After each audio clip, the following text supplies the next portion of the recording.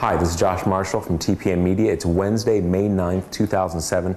And just yesterday, we brought you the story of Bradley Schlozman. He's the voter suppression kingpin at the Department of Justice, one-time head of the voting rights section at DOJ, and later a U.S. attorney in Kansas City appointed under the USA Patriot Act. Now, we've long suspected that Schlozman's predecessor, Todd Graves, was fired to make room for Schlozman. Now we have proof.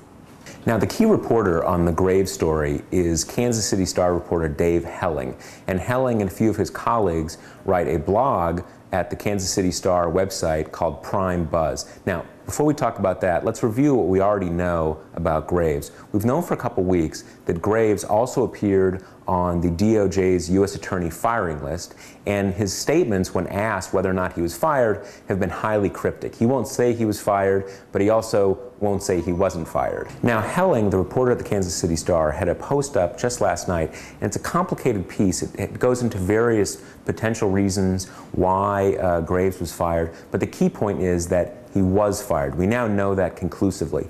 And after he was fired, Graves went to the senior senator from Missouri, Kit Bond, and asked Bond to intercede with him at the White House to see if he could get a bit more time as U.S. Attorney in Kansas City to finish up some cases. Now, Bond was rebuffed by the White House. He was told that Graves was being let go for performance reasons and he wouldn't be able to get any kind of reprieve. But the key is we now know that there were actually 9 fired U.S. attorneys. Now, the questions we want to ask now are, Bond seems to have known that there was this 9th U.S. attorney fired. He's known that since March of 2006.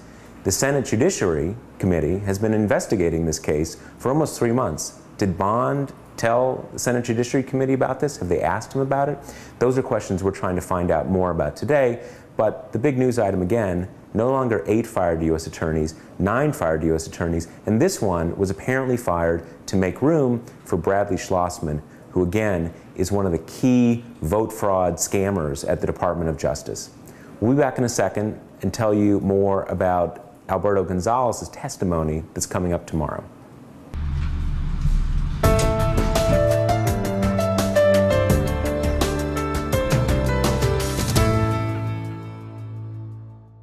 Okay, we're back. Tomorrow, Thursday, Alberto Gonzalez, the Attorney General, is going back up to Capitol Hill to testify again about the U.S. Attorney purge. This time, he's going to be testifying before the House Judiciary Committee.